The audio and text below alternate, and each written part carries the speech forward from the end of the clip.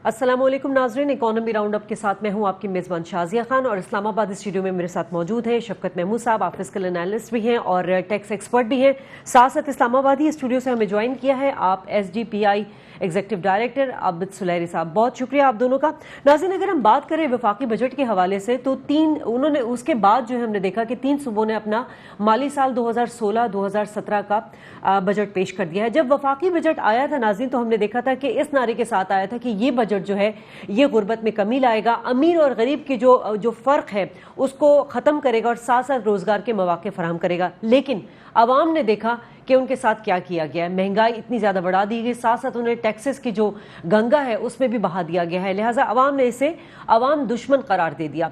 अब बात करें अगर हम सिंध, पंजाब और KPK की, तो उन्होंने जो बजट पेश किया है, देखना यह है कि यह अवामी तवक्कुआत पर पूरा उतरेगा या नहीं होगा। मगर नाकदीन जो है उन्होंने ये राय दी है कि वफाकी हुकूमत और ना ही सूबाई हुकूमतों में कोई अज़्म नजर आता है। जो सूरत हाल सामने नजर आ रही है वो ये नजर आ रही है कि ये बजट जो है ये सियासी मुफादात के ताबे है। आज के प्रोग्राम में नाज़रीन हम बात करेंगे जो बजट तीनों सूबों ने पेश किया है, तो सोशल सेक्टर पर जो रकम मुख्तस की गई है, तो क्या वाकई हमारी सूबाई हुकूमतों के हवाले से कोई प्लानिंग भी है? क्योंकि माजी में जिस तरह हम देख रहे हैं कि जो सोशल सेक्टर है उसको बहुत ज्यादा निगलेक्ट किया गया है। इसके अलावा हम बात करेंगे एनुअल डेवलपमेंट प्रोग्राम के हवाले से भी कि हमने देखा है कि 550 बिलियन रुपीज जो है वो मुख्तस किए गए हैं और इसी में से हमने देखा है कि 31% जो है वो सोशल सेक्टर के लिए भी निकाले गए हैं। अब देखना यह है कि इनकी यूटिलाइजेशन कैसी होगी, इसी पर बात करेंगे आज के प्रोग्राम में। शफकत साहब, सबसे पहले तो मैं आपसे ये जानना चाहूंगी कि 3 सूबों ने जो अपना बजट पेश किया है उसमें हमने देखा है कि KPK और पंजाब उनका बड़ा बैलेंस बजट है, लेकिन जो सिंध है, सिंध के हवाले से हमने देखा है कि हमेशा मतलब छठी बार जो है वो खसारे का बजट पेश किया गया है। अच्छा, शुक्रिया शाजिया, आपने ये जो सवाल उठाया। इससे पहले ज़रा मैं आपका जो तीनों बजट आए हैं इनके बारे में एक अमूमी सा तबसरा कर देता हूँ। अगर आपके सामने ये ग्राफ चल रहा है तो आप देखेंगे कि बेसिकली पंजाब ने ज़्यादातर अपना डेवलपमेंट जो है उसके ऊपर डेवलपमेंट एक्सपेंडिचर पर जोर दिया है। अगर सिंध की पाई चार्ट आप देखें तो वहाँ पर आपको करंट एक्सपेंडिचर पर नज़र आता है डेवलपमेंट कम। सर और KP पर उन्होंने भी ज़्यादा डेवलपमेंट बजट पर किया है। तीसरी चौथी बात जो है वो सूबे अपने वसाइल पैदा करने में नाकाम रहे हैं। अगर आप पाई चार्ट देखें हमारे रिसीट्स का जो लेफ़्ट साइड पर इस ग्राफ के नज़र आ रही होगी तो आपको नज़र आएगा कि ज़्यादातर तीनों सूबों ने उसमें आप समझे कि तकरीबन 18% तो अपनी रिसोर्सेज से पैदा कर रहे हैं, बाकी सारे का सारा आपको फेडरल ग्रांट से आ रही है। पंजाब को एक और भी बात है कि इनके बैरूनी भी इन्होंने शो किया है कि इनको असिस्टेंस आएगी। इस पर भी सुलैरी साहब से बात करते हैं कि ये जो हम कहते हैं कि ये हमारी बैरूनी असिस्टेंस है, क्या ये इमदाद होती है या ये लोन्स होते हैं? जी शाजिया। जी अच्छा, बिल्कुल सही कहा आपने पंजाब की बात की तो सबसे बड़ा सूबा है पंजाब के हवाले से मैं आपसे ये जानना चाहूंगी कि आबिद सुलैरी साहब भी हमारे साथ मौजूद है। आबिद साहब, आपको क्या लगता है, पहले तो हम इस पे तो बाद में बात करेंगे जो शफकत साहब ने जो रेस की जिन बातों को, मुझे सिर्फ ये समझना है कि जब ये सूबे अपना बजट पेश करते हैं तो वो साथ साथ रेवेन्यूज और एक्सपेंडिचर्स जो होते हैं उसको मद्देनजर रखते हैं। KPK और पंजाब को तो हमने देखा है कि एक बैलेंस बजट उन्होंने पेश किया है, लेकिन सिंध की क्या वजह है कि वो हमेशा खसारे का बजट मुसलसल 6 साल से जो है वो छठी बार खसारे का बजट उसने पेश किया है? देखिए, सबसे पहले तो मेरा ख्याल है जो फिस्कल नई पॉलिसी है गो के NFC जो है वो लेट हो गया, लेकिन सूबों को जो इंक्रीज एलोकेशन जा रही है इस वफाक की तरफ से, उसके बाद किसी भी सूबे की तरफ से फिस्कल डेफिसिट जो है वो आना एक मेरा ख्याल में फ़ाइनेंशियल नेग्लिजेंस जो है उसका वो एक रिफ्लेक्शन है। अगर आप वफाकी बजट को देखें तो उसमें प्रोविंशियल सरप्लस जो है वो रखा गया है। वफाक का अपना बजट जो है वो डेफिसिट है, तकरीबन 45% जो फेडरल रेवेन्यू है उसके बराबर डेफिसिट होगा और उसमें उन्होंने 400 अरब रुपया इस मद में रखा है कि सूबों के पास चूँकि खर्च नहीं होंगे और सूबों का जो इजाफी सरप्लस होगा वो हमें मिल जाएगा। तो वफाक तो ये सोच के बैठी है सूबे जो हैं अगर वो अपना डेफिसिट बजट पेश कर रहे हैं तो यकीनी तौर पे एक तो आपका जो फेडरल फिस्कल डेफिसिट है उसमें वो इजाफा होगा, वो जो टारगेट है 3.8 वो शायद उससे पूरा ना हो सके।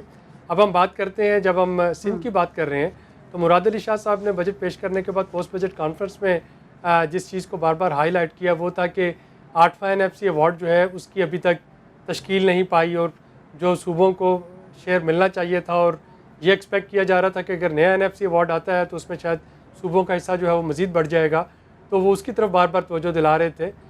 मेरा ख्याल इकॉनमी एक ऐसी चीज़ है जिस पर कि शायद हमें सियासत करने की बजाय एक पोलिटिकल कंसेंसस जो है वो लाना बहुत ज़रूरी है। गो के सूबों की इस वक्त ये शिकायत बहुत वजह है कि NFC जो अवार्ड था वो आ जाना चाहिए था। पिछला अवार्ड जो कि एक्सपायर हो गया 2015 में, 2016 में नया अवार्ड आ जाना चाहिए था, नए क्राइटेरिया, नए जो भी उसके मुताबिक एलोकेशन है उसका फैसला हो जाना चाहिए था।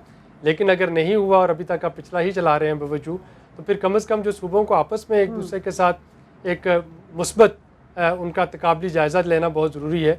और इस वक्त ये देखना ज़रूरी होगा कि अगर पंजाब और KP बहुत हद तक एक बैलेंस बजट लेके आ सकते हैं, तो सिंध जो कि सर्विसेज सेक्टर के हिसाब से आपका सबसे इम्पॉर्टेंट सूबा है, सारी सर्विसेज सेक्टर वहीं पे जनरेट हो रही हैं, फाइनेंशियल हब है हमारा। और सिंध गवर्नमेंट ने अपनी की बात कर रहे हैं, तो ये बताएं क्या अखराजात ज़्यादा होने की वजह से हमेशा सिंध का बजट जो है वो खसारे का बाइस बनता है? नहीं, मेरा नहीं ख्याल कि अखराजात ज़्यादा होने की वजह से। बजट का तो मतलब यही है कि आपको आमदनी और अखराजात के दरमियान एक बैलेंस कैसे रखें। देखिए, वफाक की हद तक तो मुझे समझ में आती है, चूँकि वफाक का जितना भी सूबों को देने के बाद जो पैसे बचते हैं 95% से ज़्यादा वो चला जाता है दो मदों में। एक आपके कर्ज़ों की अदायगी और सूद की अदायगी, दूसरा दफ़ा। और ये दोनों चीज़ें ऐसी हैं जो कि सूबों को इनको नहीं देखना पड़ता।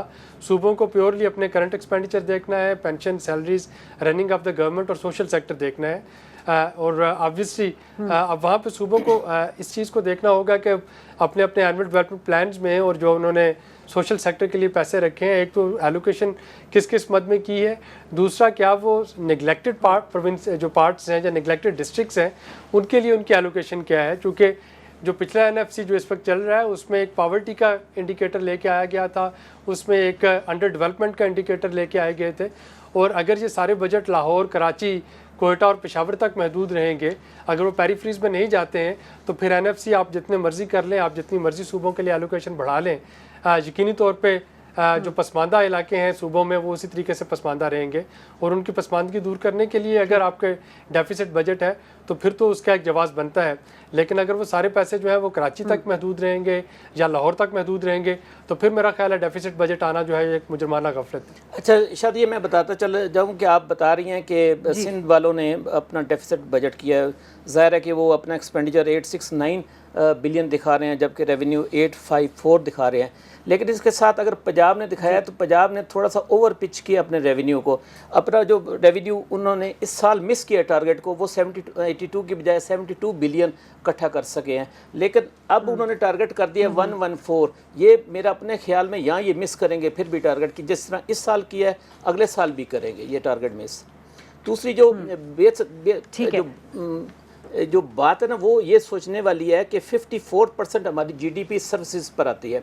अगर सर्विसेज सूबों के पास चले गई है तो वो क्यों अपना टैक्स उससे जनरेट नहीं कर पाते हैं। कराची में भी इतने नहीं आता है। आप अगर उसको कंपैरिजन करें फेडरल ग्रांट के साथ और जो सूबे पैदा करें, उसमें आपको बहुत ज़्यादा नजर आएगा। लेकिन ये फ़र्क होना नहीं चाहिए। हमने देखा कि सिंध में जो सर्विसेज हैं सिंध में जो सर्विसेज हैं उस पर सेल्स टैक्स बढ़ाया जाता है, उसका दायरा कर वसी कर दिया जाता है।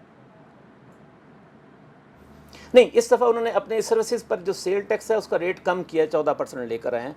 ये उन्होंने एक सर्विसेज को कम किया है। लेकिन आपको ये होना चाहिए कि सर्विसेज सारी की सारी ओरिजिनेट, जनरली जो सर्विसेज है ओरिजिनेट कराची से होती हैं। ये एक मसला है पंजाब में और सिंध में।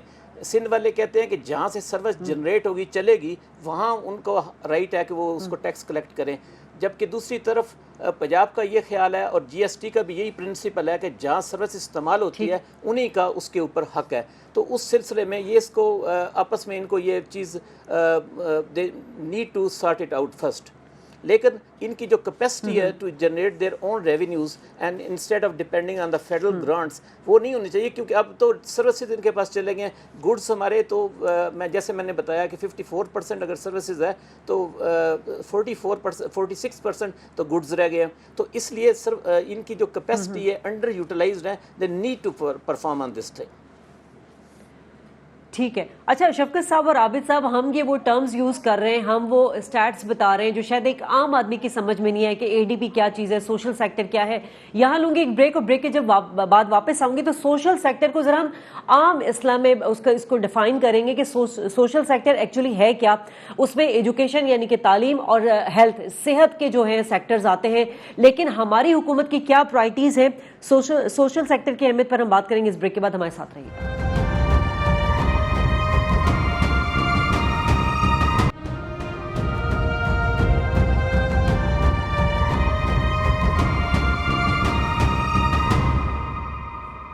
प्रोग्राम में एक बार फिर खुश आमदीद नाज़रीन। जिस तरह हमने देखा था कि जब वफाकी बजट आया था तो आवाम ने किस तरह इजहार किया था अपने ख्यालात का, वो हमने अपने प्रोग्राम में आपको सुनाया। लेकिन अब जो सुबह का बजट आया है तो उस पर हम देखेंगे कि क्या उनके तहफ़्फ़ुज़ात है, क्या खदशात है, या वाकई कुछ तवक्कुआत भी वाबस्ता है। पहले ये सुनिए, उस पर फिर बात करेंगे। थी आवाम को जो मिलना चाहिए था वो था एजुकेशन, आपकी बिजली, गैस, मकान। गरीब के लिए कुछ होना चाहिए था। सड़कें और ये पुल बनाने से कुछ नहीं होता। Education is the best thing that जो उनको क्रिएट करनी चाहिए थी। खूनख्वार बजट है, इसमें गरीब को कुछ नहीं मिलेगा। कारोबार पे बहुत ज़्यादा असर पड़ा है, नाअहल हुक्मरान हैं, इनकी वजह से कारोबार पे बहुत ज़्यादा असर पड़ा है। बजट तो बहुत ही बुरा है, बिल्कुल जिस तरह आवाम ने सोचा हुआ था उसके बिल्कुल खिलाफ है। यानी कि आप किसी भी चले जाएं, किसी भी बंदे से पूछ लें कि हर बंदे ही परेशान है। तो बिल्कुल हमें इन गवर्नमेंट से इतनी उम्मीद नहीं थी कि वो इस हाल तक ले आएंगे आवाम को। बिल्कुल हम इस बजट को बिल्कुल रिजेक्ट करते हैं। बल्बों में तो ख़त्म हो गई है, वो जितनी भी बिजली थी वो सब बिलों में आ गई है। बजट के साथ रमज़ान बिल्कुल साथ साथ था। बजट बाज़ार, इन्होंने रमज़ान के जो स्पेशल बाज़ार होते हैं उनके हवाले से भी इन्होंने पैकेज दिया था, लेकिन हुकूमत के वादे और उन बाज़ारों के जो रेट्स हैं वो कुछ मैच नहीं करते। मेरा नहीं ख्याल कि आम आदमी को रिलीफ मिलेगा। हाँ, जिन लोगों के लिए बजट पेश किया गया उनको तो लाजमी रिलीफ मिलेगा। आम आदमी जी रहा कैसे है? इतना महंगाई है, वो कैसे, मतलब इसकी सैलरी 10,000 है, उसमें बिजली का बिल देगा, बच्चों की तालीम पे देगा, खाने पीने पे लगाएगा, क्या करेगा? मैं तो ये तो लोगों की हिम्मत है कि वो जी रहे हैं। अभी जो बजट पेश हुआ है मुझे बिल्कुल समझ नहीं आया। बहुत शदीद महंगाई है, जिस चीज़ को हाथ लगाओ बस कहते हैं कि मुझे छुओ भी मत, इतनी ज़्यादा महंगाई है यहाँ पे। तो गरीब इंसान तो बिल्कुल पिस के रह गया है। अमीर तबका तो फिर भी ठीक है, इनको इस बारे में सोचना चाहिए और कुछ महंगाई को। अवाम की राय आपने जानी नाजरीन, और अवाम यही कह रहे हैं कि उनको एदाद शुमार के गोरख धंधे से कुछ लेना देना नहीं है। बेसिक नेसेसरीज जितनी हैं, जैसे कि तालीम है, सेहत है, रोजगार के मौके हैं, ये अवाम को ना पहले कभी मिले हैं और ना मिलने की कोई उम्मीद है। शफकत साहब, अवाम की राय आपने सुनी, बुरा किया, तेरे वादे पे एतबार किया। जरा मुझे ये बता दीजिए कि एनुअल डेवलपमेंट जो प्रोग्राम होता है, अभी हमने देखा कि पंजाब ने 550 बिलियन उस पर मुख्तस किया है। 31% जो है वो उन्होंने सोशल सेक्टर की बात की है, लेकिन कह तो दिया जाता है पिनट के तौर पे, मतलब हमने देखा है कि ये चीज़ इस्तेमाल की जाती है, फोकस नहीं होता इस पर। आवाम को तालीम, सेहत, बुनियादी चीज़ें नहीं मिलती हैं। अच्छा शादी, अगर आप एक्सपेंडिचर बजट और डेवलपमेंट बजट दोनों का तनकीदी सा जायज़ा लें तो हम जो जिस बात की बात करते रहते हैं कि इंफ्रास्ट्रक्चर की डेवलपमेंट में उसके दो पहलू होते हैं। एक होता है कि आप उसका हार्डवेयर तैयार करते हैं, सड़कें तैयार करते हैं, यानी मीन्स ऑफ ट्रांसपोर्टेशन कायम करते हैं। दूसरा उसका सॉफ्टवेयर होता है, जैसे कि आप किसी बंदे को एजुकेशन देते हैं, उसमें स्किल्स डेवलप करते हैं, उसका इलाज मुफ्त होता है। ये तीनों 4-5 शोबे हैं जिसमें हुकूमत को तवज्जो देनी चाहिए। लेकिन जब मैं उनका डेवलपमेंट बजट पढ़ता हूँ तो वो भी एक्सपेंडिचर बजट नज़र आता है मुझे। अगर उनका एजुकेशन में चले जाओ वहाँ भी तनख्वाहें हैं, अगर हेल्थ में चले जाओ फिर भी वही बात है। और एक दूसरी बात है कि पंजाब ने अभी तक ये बताया नहीं है कि भाई किस डिस्ट्रिक्ट में कितने पैसे इन्होंने एलोकेट किए हैं। एक तो ये लोकल बॉडीज़ का इलेक्शन पिछले साल किया था, अभी तक वहाँ पर पंजाब में लोकल बॉडीज़ एज सच आई नहीं है, यानी इलेक्शन तक उनके नहीं हुए, जो मेयर होता है या चेयरमैन होता है, तो अभी तक बनी नहीं है। तीसरी बात यह है कि अगर आप देखें ना कि सीएम का अपना जो सिविल सेक्रेटेरिएट एग्जेक्टिव्स का बजट है वो 74 करोड़ रुपए था पिछले साल, लेकिन उस पर ख़र्चा जो हुआ वो 1 अरब से ज़्यादा हो गया। यानी जहाँ पर बाकी सारे हेड्स में देखें तो कम खर्चा हुआ है, लेकिन यहाँ पर अपना चूँकि था खर्चा तो वो बढ़ गया। अगर आपको पता हो कि इनके 3-4 ऑफिसेज हैं वहाँ पर लाहौर में, ये एक नज़र हमें बात आती है। दूसरी बात, अगर आप ये देखें कि भाई एजुकेशंस के ऊपर अभी आपने बात की, तो अगर हम सिंध पर चले जाएं तो उन्होंने इस दफ़ा मैसिव इन्वेस्टमेंट किया इन एजुकेशन, तकरीबन 26-27% of the total budget. It is maximum amongst all the provinces. KP ने अपना बजट रियलिस्टिक बनाने के लिए उसको थोड़ा सा कम कर दिया, यानी पिछले साल की निस्बत जितना उनका बजट था उससे भी इन्होंने कम किया। बात यह है कि बजट में जो हम पैसे एलोकेट करते हैं वो इतना ज़रूरी नहीं होता। बात ये होती है क्या वो खर्च भी उन्हीं मदों पर होते हैं, उन्हीं हेड्स में होते हैं जहाँ पर वो पैसा, अगर आपने एजुकेशन पर किया है, क्या एजुकेशन के ऊपर हुआ है। दूसरी, अगर तमाम तर भी अगर आप इसकी डिटेल जारी देखें तो उसमें आपको कहीं क्वालिटी नज़र नहीं आती है। अगर प्रोड्यूसर साहब एक अगर एजुकेशन के ऊपर एक स्लाइड दिखा दें जो कि अभी अभी आई है तो मैं आपका मशकूर हूँगा। इस स्लाइड में अगर आप कहें कि हमने इतना बजट पैसे एजुकेशन में किए तो एशिया का में हमारी जो टॉप की यूनिवर्सिटी है वो नंबर 111 नंबर पर है, वो लम्स यूनिवर्सिटी है। यानी हम एशिया में भी, हमारी कोई यूनिवर्सिटी पहले 100 यूनिवर्सिटीज़ में भी नहीं है। तो बात करने की ये है कि हम एजुकेशन का कोई फ़ायदा नहीं है कि अगर एजुकेशन आप इस्तेमाल करते रहते हैं जिसका कोई वैल्यू एडिशन ही नहीं है, क्रिटिकल थिंकिंग ही नहीं है, रोड सिस्टम है। जब तक आपने एजुकेशन के अंदर क्वालिटी नहीं लगानी तो उससे फ़ायदा नहीं होगा। बेसिक बात यह है कि जब आप क्वालिटी लेकर आएंगे तभी आप एक क्वांटम जंप ले सकते हैं, वरना ये जैसे आप आराम आराम से चलते रहते हैं उससे सफ़र तय नहीं होगा। सफ़र तय करने के लिए आपको एक, यानी ये अनफॉर्चुनेट है कि हमारे एशिया में मुसलमान जो ममालिक हैं उनकी यूनिवर्सिटीज़ का रैंकिंग में बहुत कम तल्लक आता है। दूसरी बात जिसका पंजाब में ज़्यादा ज़ोर देना चाहिए था वो ये है कि हमारी 48% जो पॉपुलेशन है वो अनपढ़ है। अब अनपढ़ पॉपुलेशंस के लिए एजुकेशन से ज़्यादा जो एडल्ट हो चुकी है, ज़्यादा ज़रूरी ये है कि उनको कोई हुनर सिखाया है, उनकी कोई स्किल्स सिखा सके ताकि वो अपनी ज़िंदगी का कारोबार चला सकें, दिन और रात का गुजारा कर सकें। शफकत साहब, आपने ये जो पॉइंट रेज किया, ये बारहा हम जब प्रोग्राम करते हैं तो आप ये चीज़ करते हैं कि स्किल्स बढ़ाने के लिए कोई हमारी हुकूमत की तरजीहात नहीं है, रोज़गार के मौके फराहम नहीं किया जाता है। हर साल जो ग्रेजुएट करके बच्चे निकलते हैं मगर उनको अकोमोडेट नहीं किया जाता।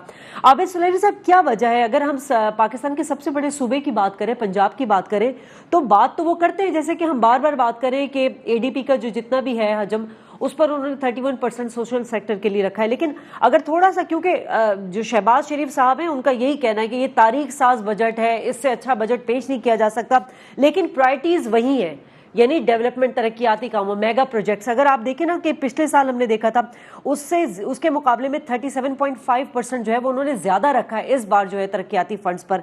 ऑरेंज ट्रेन लाइन के हवाले से आप देखें कि पंजाब ने 93% बजट सिर्फ इसके लिए मुख्तस किया है।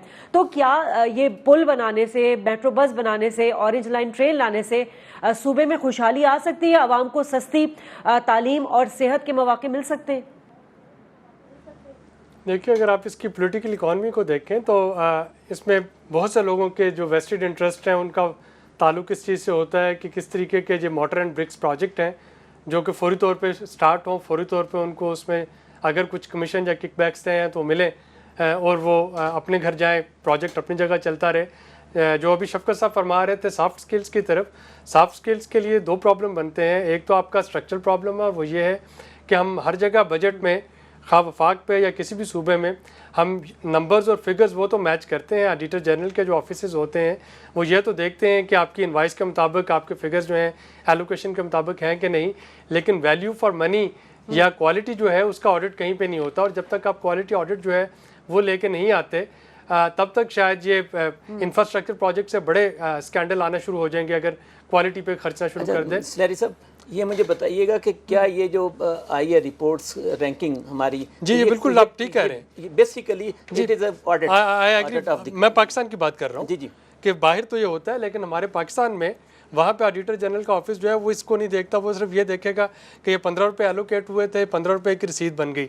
अगर 16 हो गए तो वो उसका ऑडिट पैरा बना देगा, अगर ऑथोराइजेशन नहीं तो ऑडिट पैरा बन जाएगा। लेकिन वैल्यू फॉर मनी के लिए कोई ऑडिट पैरा नहीं बनता है, आपको क्वालिटी के ऊपर कोई ऑडिट पैरा नहीं बनता है। और जब तक हमारे पास इनका क्वालिटेटिव ऑडिट ना हो, इसका इम्पैक्ट असेसमेंट ना हो, तब तक आप जितना मर्जी इस पे एलोकेट कर दें वो उससे बड़े स्कैंडल बन जाएंगे, क्योंकि फिर आपको टेंजिबल चीज़ें तो आप फिर भी देख सकते हैं कि दीवार इतनी ऊंची बन गई, इसमें इतनी ईंटें लगी थी, वो पहली बारिश सह सकी या नहीं सह सकी, लेकिन क्वालिटी का जो यार्ड स्टिक होगा वो एक ज़्यादा मुश्किल चीज़ होगी और यकीनन हमें वहाँ पर तख्ती भी नहीं लगाई जा सकती। वहाँ पे तख्ती भी नहीं लगाई जा सकती, तो हमें लेकिन हमें क्वालिटेटिव ऑडिट की तरफ जाना होगा, इम्पैक्ट असेसमेंट की तरफ हमें जाना पड़ेगा अगर हमें इस पे आना है, अपनी नेशन को आगे लेके चलना है।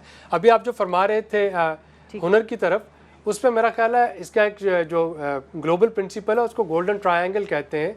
वो ये कहते हैं कि हुनर भी होना चाहिए, आपके पास फाइनेंसेस भी होने चाहिए जिसको माइक्रो फाइनेंस का नाम दिया जाता है, और फिर मंडियों तक उसकी एक्सेस भी होनी चाहिए कि आप जो हुनर लेके आए हैं, और अगर आपके पास सरमायाकारी है तो आप अपनी प्रोडक्ट को सेल कहाँ पे करेंगे। इन तीनों में से कोई एक चीज़ मिस हो जाए तो बाकी दो चीज़ें जो हैं उनका कोई फ़ायदा नहीं होता है।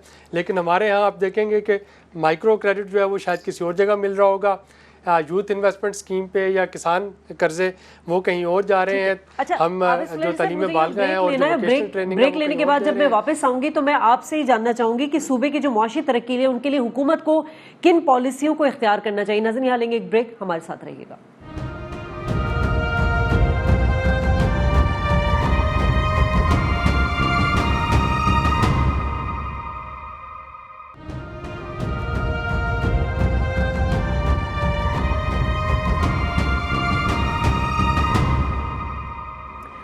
वेलकम बैक नाज़रीन। और सूबों ने अपना बजट पेश कर दिया, मां सिवाय बलूचिस्तान के 18 जून को वो अपना बजट पेश करेंगे। आबिद साहब, मैं आप ही से कंटिन्यू करना चाहूंगी। एक तो आप अपनी बात तो जारी रखिएगा, लेकिन साथ साथ उसमें ये ऐड कर दीजिएगा कि जब हम सूबे हैं, जब वो बजट पेश करते हैं तो वो मुआशी तरक्कियों के हवाले से किन पॉलिसियों को मद्देनजर रखते हैं?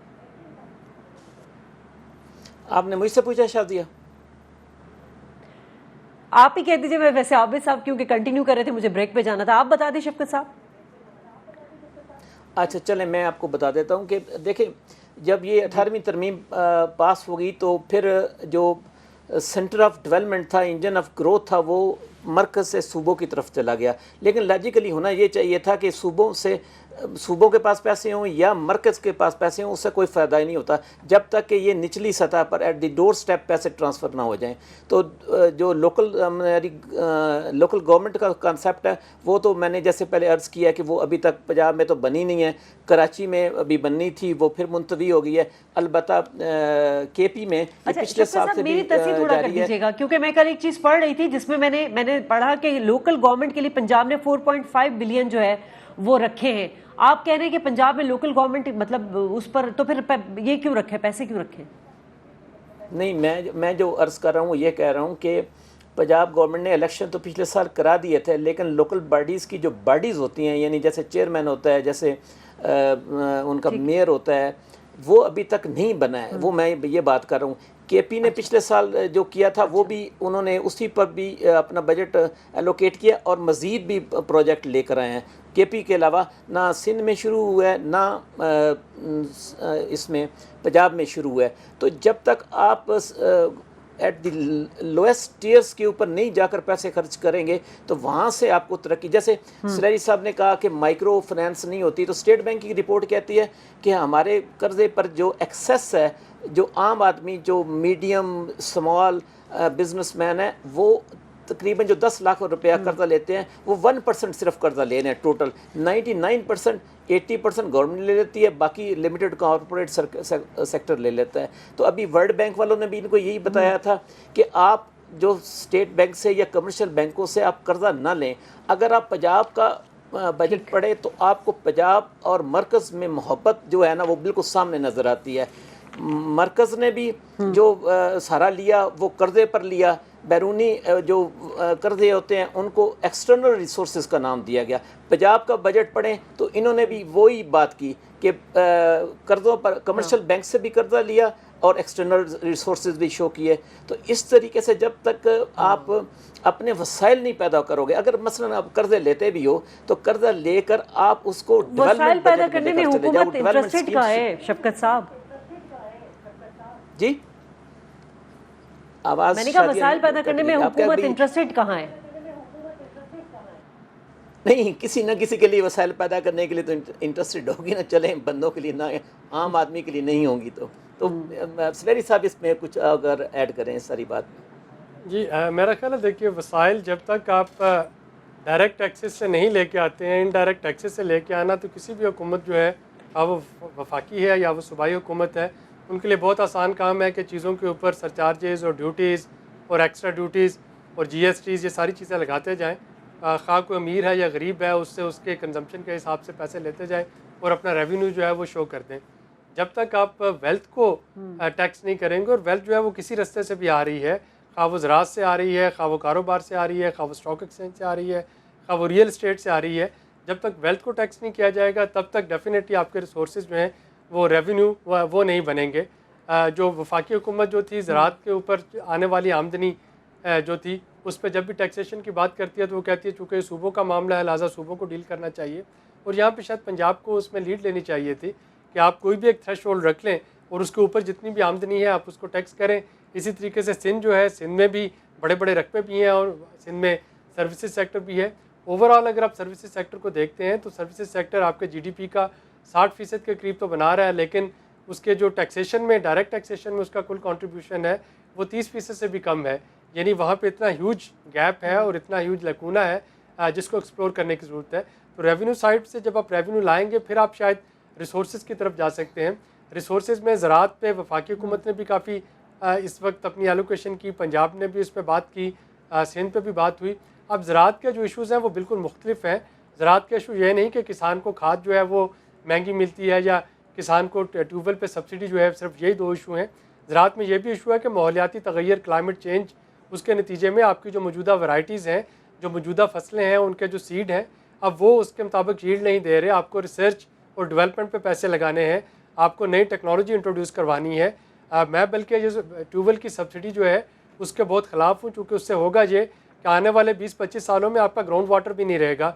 अभी तो हमारे पास गैस नहीं है, जब आप सब्सिडी दे के और बगैर रेगुलेटेड जिसका जहाँ पे जी चाहे बोर करके पानी खींचता जाए तो उसका ये होगा कि 20-25 साल के बाद हम पानी को तरसेंगे।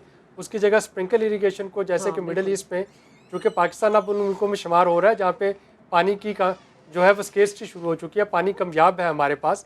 तो अब हमें स्प्रिंकल इरीगेशन और दूसरे मेथड्स पे सब्सिडी देनी चाहिए थी, ना कि हम ये कहें कि अगर आपको नहर से पानी नहीं मिलता तो आप सस्ती बिजली लें और ट्यूबवेल का बोर करें और पानी खींचते जाएँ। तो मेरा ख्याल है जो प्रायोरिटीज़ जो है वो मिसमैच कर रही हैं इस वक्त अवाम की नीड के साथ। अच्छा, अभी जो क्लिप्स आप दिखा रहे थे, आबिद साहब ने कहा प्रायोरिटीज जो है वो मिसमैच कर रही है, तो क्या पाकिस्तान सियासी तौर पर जो है वो पाकिस्तानी हमारी जो हुकूमत है वो सियासी तौर पर दबाव का शिकार है? क्योंकि जिस तरह वो कर्जे लेती है, मुख्तलिफ जो इदारे हैं, आलमी इदारे, ADB हो गया, IMF हो गया, WB हो गया, तो उसकी वजह से भी ये इनडायरेक्ट टैक्स की बात की थी आबिद सुलैरी साहब ने कि डायरेक्ट टैक्सेस लगाना बहुत ज़रूरी है। इनडायरेक्ट टैक्स इसीलिए लगाया जा रहा है ताकि वो जो है अपना जो खसारा हुआ है उसको पूरा कर सके, और कर्जे पर भी जिसका जिक्र है वो जो हमारे सागदार साहब है वो कभी करते नहीं है। अच्छा, बात यह है कि ये जो हमारा इन्हिसार है, मैंने इन मुख्तलिफ प्रोग्राम्स में ये बात की है कि जो डायरेक्ट इनकम पर टैक्स लेना होता है ये बड़ा मुश्किल काम होता है। इसके लिए आपको ऑडिट करना पड़ता है, इसके लिए आपको स्क्रूटनी करनी पड़ती है। इनकम टैक्स, ये जो विदहोल्डिंग टैक्सेस होता है, ये सारे का सारा जो है या नॉन फाइलर और फाइलर का जो तल्लक है उससे बड़ा आसानी से होता है। अगर प्रोड्यूसर साहब एक स्लाइड दिखा दें कि रोटी फाइलर्स के लिए कितने की है, और एक तंदूर वाले ने लगा कर रखा था, उसको इन्होंने लिया है, स्क्रीन शॉट लिया उसकी। अब मैं दूसरी बात आ जाऊँ कि जो भी पार्लियामेंटेरियंस होते हैं वो अपना गोशवारा दाखिल करते हैं। अब गोशवारे में एक एग्जम्प्ट इनकम होती है, वो होती है एग्रीकल्चर से जो आप इनकम लेते हो। अब 15 एकड़ से जो ज़्यादा जिसकी ज़मीन हो उस पर ज़रूरी है कि वो provincial authorities, board of revenue के पास उसकी रिटर्न्स फाइल करे। कभी इन्होंने मैचिंग की है? अब अगर आप देखना चाहें तो एग्रीकल्चर इनकम टैक्स जो पिछले साल था वो डिक्रीज़ हो गया, और ये इन्होंने खुद उसमें अपना तस्लीम भी किया है, एडमिट भी किया है कि ये हमारा फेलियर है। ये एक बड़ा एरिया है जिसको इनको टैप करना चाहिए। कम से कम जो खुद कहता है कि मेरी 2 करोड़ की इनकम है या 3 करोड़ की इनकम है, तो उस पर जो भी टैक्स है वो उसको देना चाहिए। आप इनके पास प्रूफ पड़ा हुआ है। दूसरी बात है कि इमूवेबल प्रॉपर्टीज़ हैं, उन्होंने इसके ऊपर जो टैक्स है उसके ऊपर की टैक्स, वो जो जुरिस्डिक्शन है वो पंजाब की अपनी है, और इस पर पंजाब को क्रिटिसाइज़ भी किया गया मुख्तलिफ अखबारात के अंदर कि भाई आप इसके ऊपर टैक्स क्यों नहीं लगाते हैं, आप सिर्फ ये चाहते हैं कि फेडरल ग्रांट आ जाए, उस पर हम गुजारा कर लें। ठीक है, यहाँ पर मैं ब्रेक लूंगी और ब्रेक से जब वापस आऊंगी तो मैं जो बात की शफकत साहब ने कि फाइलर और नॉन फाइलर के हवाले से कि डायरेक्ट टैक्सेस लगाना तो मुश्किल है, लेकिन ये जो फाइलर और नॉन फाइलर का जो इकदाम है उस पर टैक्स जो है वो अच्छे इकदाम आते हैं, लेकिन इसको इम्प्लीमेंट किस तरह कराया जाए। नाज़रीन, यहाँ लेंगे एक ब्रेक, हमारे साथ रहिएगा।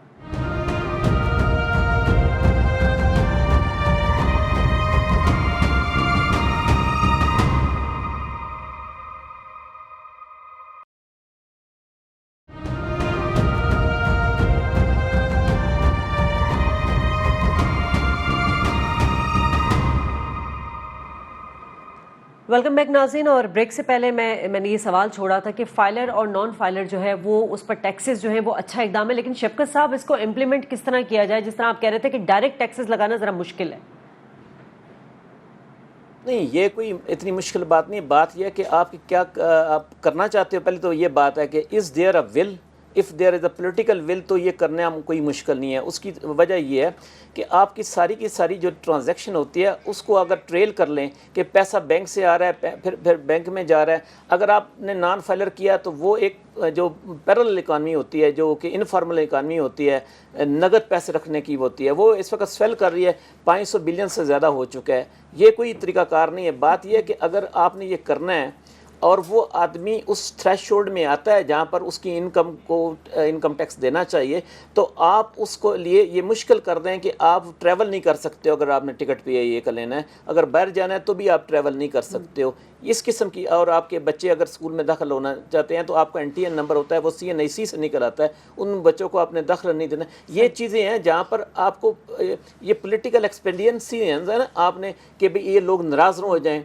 अब आपने ट्रेडर्स को छोड़ दिया कि हम देखेंगे कि जी 2% फिक्स टैक्स हो। भी आपको ट्रेडिंग की, आपको अगर पता होना चाहिए कि इस आदमी की कितनी इनकम है। दूसरी बात मैं जिसकी तरफ तवज्जो दिलाना चाहता हूँ वो बात है कि इस दफ़ा हमारी काटन तबाह हुई, तो काटन तबाह होने में अगर आप देखें तो पेस्ट कंट्रोल के लिए इन्होंने जो पैसे रखे हैं वो बहुत थोड़े से पैसे हैं। वो तकरीबन जो पैसे हैं वो 300 यानी 37 करोड़ रुपया इन्होंने टोटल यानी रखा हुआ था कि जो आपकी GDP को खुद कहते हैं कि GDP की वजह से हमारी कम हुई है, उसके लिए सिर्फ 37 करोड़ रुपीज़ रखा। दूसरी बात, अगर सारा भी बजट आप डॉक्यूमेंट पढ़ लें तो रिसर्च पर कहीं आपको नज़र नहीं आता कि किसी ने कोई रिसर्च के लिए रखा है पैसा, चाहे एग्रीकल्चर के ऊपर रिसर्च हो, चाहे साइंस की वो यूनिवर्सिटीज़ के अंदर रिसर्च हो। रिसर्च के बगैर तो कोई कंसेप्ट ही नहीं किसी एजुकेशंस का, तो research is a neglected field. अभी आपने तीसरी बात यह है कि इन्होंने जॉब, तीनों सूबों ने कहा जी हमने जॉब क्रिएट करने हैं, क्योंकि ये इलेक्शन का अगला 2018 में शायद इलेक्शन है, तो अगर पहले ना हो गए तो उसमें के लिए इन्होंने जॉब रख दी हैं। अब बात यह है कि प्राइमरी स्कूल में आप जॉब रखें तो सिर्फ फीमेल्स के लिए रखें, क्योंकि मेल आदमी तो कहीं भी जॉब कर सकता है जाकर। ये अगर ज़रूरी कर देते, आज हमारे पास हम कोशिश कर रहे थे कि पंजाब गवर्नमेंट का जो मिनिस्टर हैं वो साहब आएँ कि भाई ये आप मेल्स के लिए क्या ज़रूरत है कि वो फीमेल प्राइमरी स्कूल के बच्चों को पढ़ाए, तो वो एक खास करके फीमेल्स को वहाँ जॉब मिल जाती है। जी ठीक है। अच्छा, अभी फंड्स की थोड़ी सी बात कर लेते हैं। जी आबिद सुलैनी साहब, फंड्स के ऊपर हम हमेशा बात करते हैं, फंड्स की जो तकसीम होती है उसमें घपला भी होता है और उस पर सवालात भी बारहा उठाए जाते हैं। तो आप क्या समझते हैं कि मतलब तमाम सूबों को जो है उनकी फंडिंग जब होती है उसके लिए क्या ऐसे इकदाम होने चाहिए कि वो जो करप्शन हम देखते हैं ख़ास तौर पे, क्योंकि मुख्तस कर दिया जाता है, रकम मिल तो जाता है मगर हमें यूटिलाइजेशन कहीं नज़र नहीं आती। जी, फंड्स के लिए जैसे कि मैंने पहले भी अर्ज़ किया था कि जैसे आपका फेडरल NFC है उसी तरीके से प्रोविंशियल NFC आपका आना चाहिए और उसमें बताया जाना चाहिए कि आप पसमानदगी दूर करने के लिए, गुर्बत दूर करने के लिए, जो आपके अंडर डेवलपमेंट के चैलेंजेस हैं वो दूर करने के लिए सूबा जो है वो क्या इकदाम लेगा। चूँकि इस वक्त आपके पास ना सिर्फ ये कि शाइनिंग पाकिस्तान और सफरिंग पाकिस्तान है, बल्कि आपके पास शाइनिंग पंजाब और सफरिंग पंजाब भी है, आपके पास शाइनिंग सिंध और सफरिंग सिंध भी है, थरपारकर भी वहीं है, कराची भी वहीं है, लाहौर और राजनपुर का आप मुवाजना कर लें, आप किसी भी सूबे में चले जाएं, कहीं पे तो आपको हर तरफ डेवलपमेंट प्रोजेक्ट्स जो हैं वो लगते नज़र आ रहे होते हैं। बाकी जो है मेजॉरिटी एरियाज़ वो निगलेक्टेड होते हैं। तो जब तक आपके पास ये प्रायोरिटीज़ नहीं होंगी, अव्वल तो आपके फ़ंड एलोकेशन जो है वो है नामुनसफ़ाना। आप देखिए पिछले 5 साल आप इकनॉमिक सर्वे उठा के देख लें, पिछले 10 सालों के हमारी जो पर कैपिटा इनकम है वो हर साल बढ़ रही है और हमारी गुर्बत की शरह में भी इजाफा हो रहा है। इसका मतलब है कि दौलत तो आ रही है मुल्क में, लेकिन वो शायद अमीरों के पास आ रही है, अमीर अमीरतर हो रहे हैं, गरीब गरीबतर हो रहे हैं। तो पहला जो क्राइटेरिया होना चाहिए फंडिंग एलोकेशन का और रिलीज़ का, वो तो ये होना चाहिए, जो कि बदकिस्मती से नहीं होता है। हमारे यहाँ पॉलिटिकल इन्फ्लुएंस होता है, कभी आपका लाड़काना जो है वो बनना शुरू हो जाता है, कभी मुल्तान बनना शुरू हो जाता है, कभी सारे फंड्स जो हैं वो लाहौर की तरफ मुंतकिल हो जाते हैं। तो ये चीज़ें जो होंगी, जब तक इस पर पॉलिटिकल इन्फ्लुएंस जो है वो नहीं जाएगा, तब तक आप शायद अपने P&D डिपार्टमेंट्स में या सेंटर में जो हमारा प्लानिंग कमीशन है वहाँ पे कोई बेहतर डिसीजन जो है वो नहीं करवा पाएंगे।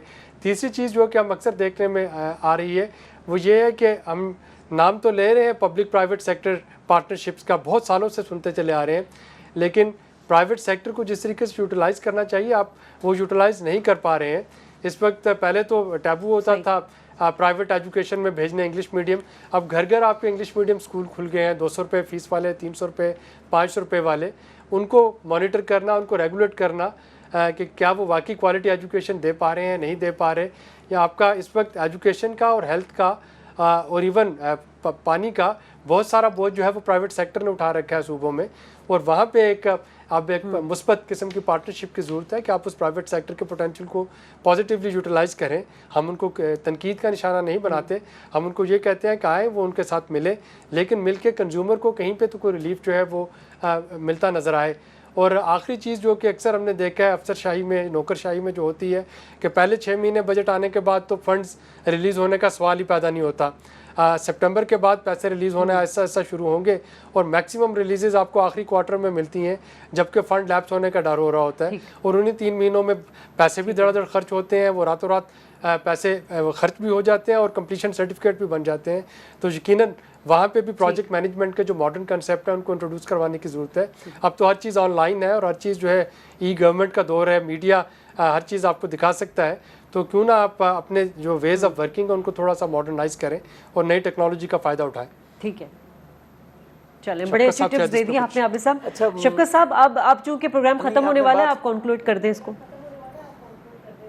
अच्छा, एक तो मुझे अफसोस हुआ है कि तीनों गवर्नमेंट और फेडरल गवर्नमेंट ने जो बुनियादी स्केल 1, 2, 3 के जो बंदे होते हैं, क्लास 4 के मुलाजमीन होते हैं, उनको ग्रेड अप नहीं किया, बाकी सबको कर दिया है। ये एक ज़्यादती थी जो मेरा ख्याल था कि अगर इनको वाकई इनकी कोई रिलेशनशिप है आम आदमी के साथ तो इनको सबसे ज़्यादा तो उनको ख्याल रखना चाहिए था। शफकत साहब बहुत शुक्रिया आपका। शफकत महमूद साहब ने हमें ज्वाइन किया था इस्लामाबाद स्टूडियो से। आबिद सुलैरी हमारे साथ मौजूद है। नाज़रीन, जाते जाते एक बात यही करना चाहूँगी कि वफाकी बजट जब आया तो आवाम ने बड़ी मायूसी का इजहार किया, लेकिन अब जो 3 सूबों का बजट आ चुका है उस पर भी आवाम को कोई खास उम्मीद नहीं है। बहरहाल आवाम की प्रायोरिटीज़ जो है वो हुकूमत और सूबाई हुकूमत दोनों की तरजीहात में शामिल होना चाहिए।